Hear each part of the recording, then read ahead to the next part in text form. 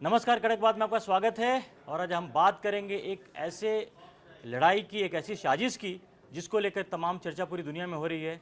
आपको पता ही है कि जिस तरह से इजराइल ने कतर में हमास पे हमला किया था, उसको लेकर के एक नई थ्योरी आई है जिसमें काफ़ी कुछ उसमें सीरियस बात है भी। ये बातें ये आ रही हैं कि ये जो हमास के जो लीडर्स थे उस पर जो हमला किया इजराइल ने, उसमें कतर, इजराइल और अमेरिका तीनों की मिली भगत थी, मैच फिक्सिंग थी। जो तमाम जो पूरा गुस्सा और जो पूरी दुनिया में दिख रहा है इजराइल को लेकर के, मुस्लिम वर्ल्ड में खास करके, लेकिन इसमें एक बात ये निकल के आ रही है कि और इसके पीछे की कहानी है कि आपने देखा होगा कि 2023 में जब इजराइल पे अटैक करता है हमास, उसके बाद इजराइल ने कई देशों पे हमला किया, सीरिया से लेकर के ईरान, फ़िलिस्तीन, लेबनान, यहाँ तक कि यमन तक में हमला किया। लेकिन उसने एक देश पे कभी हमला नहीं किया, कतर पर, और किसी तरह से कोई बात भी नहीं की उस कतर में, जबकि जहाँ पर जो पॉलिटिकल विंग है जो हमास का, वहाँ से एक्टिव था। ये अचानक एक खबर तब आई जब इजराइल ने बड़े ही चुपके से जाकर के उस बिल्डिंग पर ही सिर्फ अटैक किया जहाँ पर इस बार हमास के जो लीडर बैठे थे, और उसमें से कुछ मारे गए।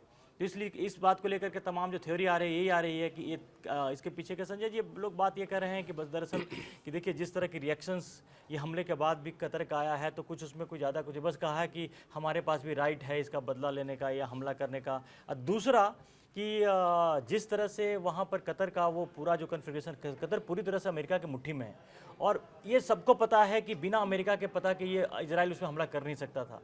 तो कहीं ना कहीं पर एक बात आ रही है कि कतर भी वहाँ पर, चूंकि हमास के लीडर को पहले तो उसने बिठा लिया, लेकिन अब लगा कि जब सीज फायर वाली बात अगर नहीं बन पा रही है या बातें आगे नहीं बढ़ पा रही है, तो उसको भी लगा कि चलो इसी बहाने छुटकारा पा लेते हैं, तो वरना इजराइल का क्या भरोसा कि कल सचमुच में अटैक करते। नहीं, देखिए ये साजिश की खबरें आ रही हैं, लेकिन इस पर विश्वास कैसे किया जाए। इसमें कोई शक नहीं है कि हमास के लीडर अब कहीं भी किसी भी देश में रहेंगे तो वो एक तरह से वो देश इजराइल का दुश्मन ही बन जाएगा। और हमास के लीडर्स को लेकर ये कहा जा रहा था कि वो न तो समझौता कर रहे थे, बात आगे बढ़ी नहीं रही थी, न कोई बात मान रहे थे, बंधकों को छोड़ने के लिए तैयार हो रहे थे, बंधकों को छोड़ने के लिए तैयार थे। तो कुल मिला के एक ऐसी स्थिति हो गई थी जिसमें कतर काफी फंसा हुआ था। और दूसरी बात यह है कि कतर, जिस कतर को हम आज देख रहे हैं, उस कतर को बनाने में केवल अगर किसी की भूमिका है तो वो अमेरिका की भूमिका है। अमेरिका उनको केवल सुरक्षा ही नहीं देता है। एक जमाने में कतर काफी आप मानिए कि गरीब देश जैसा था, उसके पास तेल का एक्सप्लोर उस तरह से नहीं हुआ था। तो अमेरिका ने साइंस, वहाँ के साइंटिस्ट और तमाम जो बिल्कुल बिल्कुल अमेरिका ने उसकी काफी मदद की। और देखते ही देखते पिछले 4 या 5 दशक में कतर गरीब से सीधे अमीरों की श्रेणी में आ गया, और इस वक्त तो खैर बहुत अमीर है। तो अमेरिका की बात मुझको लगता है कि पीछे हो सकता है, आप बात जो कर रहे हैं वो सही होगी, लेकिन अभी इस बात पर, इस थ्योरी पर इस्लामिक देशों को यकीन नहीं है। इस्लामिक देशों को तो यकीन नहीं है। खबर ये भी आई कि जो पाकिस्तान के प्रधानमंत्री हैं शहबाज शरीफ, उन्होंने पूरे मुस्लिम जो देश हैं उनसे अपील की है कि इजराइल के खिलाफ एकजुट हों। अब देखिए, ये तो पाकिस्तान की जो डबल गेम बताता हूँ, ये जो इजराइल ने हमला किया उस पर एक रिपोर्ट से भी आई कि इजराइल का प्लान ए जो था वहाँ अटैक करने का कतर में, प्लान बी में था कि पाकिस्तान के जो बेस हैं, एयर बेस को इस्तेमाल करने की बात थी, वहाँ से इजराइल के वो जो फाइट जेट थे वो उड़ के जाके हमला करना था। प्लान बी में ये भी था, पाकिस्तान से बेस से। इसमें देखिए कॉमन फैक्टर इसमें आप जो कह रहे हैं भरोसा नहीं करने का, विश्वास नहीं करने का, लेकिन एक बात मानिए, ये तमाम जो देश हैं वो अमेरिका के इन्फ्लुएंस में है, चाहे इजराइल हो या कतर हो या पाकिस्तान हो। तो अमेरिका जिस तरह से आजकल कहते हैं ना कि अमेरिका जैसे दबाव बना रहा है, वो तो भारत जैसा देश उसके दबाव में नहीं आया, या रूस नहीं आ रहा है, चाइना नहीं आ रहा है, लेकिन बाकी देशों ने सरेंडर किया हुआ है। तो जिस तरह से अमेरिका के, देखिए कि अमेरिका कितना बड़ा बेस है वहां पर, मतलब गल्फ कंट्री में सबसे बड़ा बेस अगर अमेरिका का है तो कतर के अंदर में है। वहां पर किसी कोई विश्वास करने लायक है कि अमेरिका को बिना कॉन्फिडेंस में लिए हुए इजराइल पे हमला कर देगा? और ये भी है कि 15-16 रडार उसका वो भी नहीं करता है। 15-16 विमान जा रहे हैं और काम अपना करके चले आ रहे हैं। अमेरिका का बेस वहां पर है, उसकी सेनाएं वहां पर हैं, और उनको कुछ नहीं करते, वो शांत बैठे रहते हैं। तो ये इजराइल आया, हमला करके वापस चला गया, मार के काम करके चला गया। और देखिए अमेरिका के पास तो वो टेक्निक है कि इजराइल से अगर कोई विमान, दुनिया भर में कहीं कोई विमान शुरू होता है, उड़ता है, उसको मालूम चल जाता है, उसके पास ऐसे ऐसे उपकरण है और ऐसी ऐसी तकनीक है। तो अमेरिका को ये चीज जरूर एक संशय पैदा करती है कि अमेरिका को कैसे ये बात नहीं मालूम थी। और दूसरे, अगर नहीं भी मालूम थी तो इजराइल ने जैसे ही अपने विमानों को वहां से उड़ाया है, विमान भाई 1700 किलोमीटर कई कंट्री को पास करते हुए, तो उसमें कई घंटे उसको लगे होंगे, कई कंट्रीज को उसने पार किया होगा। तो अमेरिका को इस मालूम हो चुका होगा, और अमेरिका उनको रोक भी सकता था कि ये तुम क्या कर रहे हो, रुक जाओ, वापस जाओ। अमेरिका ने ऐसा कुछ भी नहीं किया। और आप इस चीज को पूरे देखें तो अमेरिका भी खाना पूरी जैसा ही कर रहा है। कतर के रिएक्शन केवल इतना आया है, कतर कह रहा है देखिए हमारी संप्रभुता जो है उसका उल्लंघन हुआ है और इसको हम बर्दाश्त नहीं हालांकि इजराइल ने पूरा ध्यान रखा कि इसमें कतर का कोई नुकसान नहीं हो। और एक लेवल तक क्या होता है कि जब कतर इसको हमास के नेताओं को वहाँ पर जब प्रोटेक्शन दे रहा था, उसके पीछे की एक बात थी कि जो बातचीत जितनी भी होती, शांति की जो वार्ता हो रही थी कतर के अंदर ही हो रही थी। लेकिन जब कोई लाइबिलिटी अगर नजर आने लगे, और ऑब्वियस सी बात है कि जब कतर ने उनको बिठा के बुलाया था तो उनको भगा नहीं सकते थे। तो ये, और एक बात लैंग्वेज पर भी ध्यान दीजिए, जो बेंजामिन नेतन्याहू ने इस हमले के बाद भी बोला था कि अगर हमास के जो जितने नेता या तो मार दो या भगा दो, वरना हम छोड़ेंगे नहीं। ये पहली बार नेतन्याहू ने कतर को धमकी दी इस हमले के बाद में।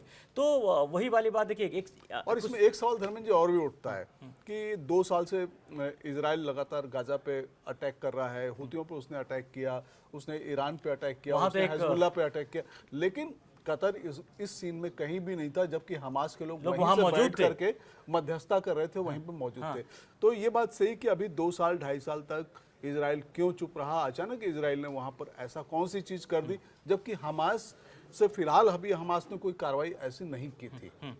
तो वही बात है कि नहीं, ऐसे कहने का तो कहा कि जो यरूशलेम में जो अटैक हुआ उसका बदला लिया, हाँ उसका बदला लिया, लेकिन मोटे तौर पे जो तमाम जो चीज़ें चल रही हैं, क्योंकि नेतन्याहू ने साफ तौर पे बोल रखा था कि जो इजराइल के दुश्मनों को पनाह देगा उसको छोड़ेंगे नहीं। लेकिन इससे पहले मुझे नहीं याद आता कि कभी भी नेतन्याहू ने अपने किसी भी बयान में कतर का जिक्र भी किया हो, लेकिन अचानक जिक्र ना किया हो, अचानक हमला कर देते हैं, और सिर्फ एकदम पॉइंटेड हमला होता है कि जहाँ पर जिस बिल्डिंग में जो हमास के नेता वहीं पर होते हैं।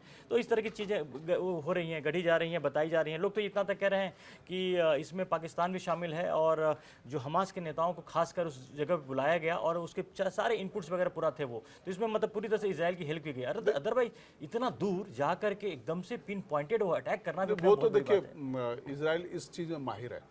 आप देखिए इजराइल में, ईरान में वो उनके जो जनरल्स को मारता है तो बिल्कुल पिन पॉइंट करके मारता है कि उसकी गाड़ी सड़क पर चली जा रही है, एकदम वहाँ पर सीधे मिसाइल गिरती है, सीधे वहाँ पर गन की चीज़ें आती हैं और मर जाता है। वो अपने सुरक्षित घर में है और वहाँ पर बम फूटता है और ईरान का एक जनरल मर जाता है। तो इस सब मामले में इजराइल को बहुत ज़्यादा महारत हासिल है। मोसाद ने ऐसी ऐसी तकनीक विकसित कर ली है और उसको पता है सब कुछ। आप देखिए हिजबुल्लाह में जितने लोग मोबाइल इस्तेमाल करते थे, सबका मोबाइल में विस्फोट हुआ और सब मारे गए। तो मोसाद बहुत आगे चला गया है, मोसाद को सब कुछ मालूम है। लेकिन ये बात सही है कि कतर पर जो सारी चीजें हुई हैं उसमें कुछ तो है, वो सीधा सीधा जितना दिख रहा है दिखता नहीं है। और दूसरे पाकिस्तान की भी जब अगर हम बात करें, इससे एक चीज हमको लगता है कि पाकिस्तान में एक बड़ी अजीब सी स्थिति हो रही है। शाहबाज कुछ दूसरे राग अलाप रहे हैं और जो असीम मुनीर हैं वो ट्रम्प का लंच करने के बाद, व्हाइट हाउस में जाने के बाद वो एक अलग अमेरिका के जिसमें, हाँ, और वो अलग तरीके से चीजें कर रहे हैं।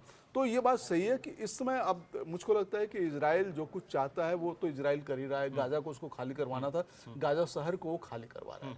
गाजा शहर को खाली करवा रहा है। और देखिए कि जिस तरह से आपको याद होगा कि जब अमेरिका ने ईरान पे अटैक किया था तो ईरान ने कतर में जो अमेरिका के बेस पे ऐसा हमला किया था जिसमें अमेरिका को कोई नुकसान नहीं हुआ, उसको भी नूरा कुश्ती, उसको भी मैच फिक्सिंग कही जा रही थी। सेम उसी तर्ज पे ऐसा लग रहा है कि इस बार जो इजराइल ने जो कतर पे जो हमला किया है वो मैच फिक्सिंग थी, और बाकी जो पूरी दुनिया के जो तमाम मुस्लिम देश हैं इस पूरे मुद्दे पर नूरा कुश्ती खेल रहे हैं। क्योंकि भूलिए मत, कुछ महीने पहले ही जब ईरान पर इजराइल ने हमला किया तब किसी मुस्लिम देश ने आगे बढ़ करके ईरान की हेल्प करने को कोई आगे नहीं आया। और फिर जब कतर पे इस तरह हमास पे अटैक हुआ है तो जो तमाम दुनिया के मुस्लिम देश हैं वो एक होने की बात कर रहे हैं। लेकिन अभी जो दिख रहा है वो नूरा कुश्ती से अधिक कुछ नहीं है। तो ये देखिए, ये तो अभी कॉन्स्पिरेसी जो थ्योरी आई है बाहर आई, जिसमें काफी दम भी दिखता है, और इसको लेकर के और बातें जरूर आगे सामने भी आएंगी। धर्मेंद्र जी एक चीज बताइए कि हमास के लोग फिर जाएंगे कहाँ? अगर कतर उनके लिए सुरक्षित नहीं रहा तो कहाँ जाएंगे? तो नेतन्याहू तो बोल चुके हैं कि कहीं हम नहीं रहने देंगे, हमास को पूरी तरह खत्म कर देंगे। तो वो तो नेतन्याहू का तो उनकी तो पॉलिसी बहुत मुझको यही लग रहा है कि अब उनका ऑपरेशन यही है कि हमास को हमको पूरी तरह से खत्म करना है। अब इसमें उन्होंने अमेरिका को कन्विंस किया है। बिल्कुल, कतर अमेरिका ने भी कहा है कि हमास के आतंकवादी को मारने में कोई दिक्कत नहीं। अमेरिका ने कहा, ये बात घुमा फिरा के कही है। तो ये तो है, ये लग रहा है कि अब हमास को वहां से निकलना पड़ेगा, वहां ठौर नहीं मिलेगा। और जो भी बच्चे खुचे हैं, हाँ, वहां से जैसे ही वो निकलेंगे वहां वो फिर बच नहीं पाएंगे। तो ये बात सही कि अब वो हमास के दिन थोड़े से मुझको लगता है गिने चुने रह गए हैं। तो वही बात है कि इस घटना को लेकर और भी अपडेट्स आते रहेंगे, तमाम खबरों पे हमारी नजर बनी रहेगी। अगर आपने कड़क को अब तक सब्सक्राइब नहीं किया तो सब्सक्राइब जरूर कीजिए।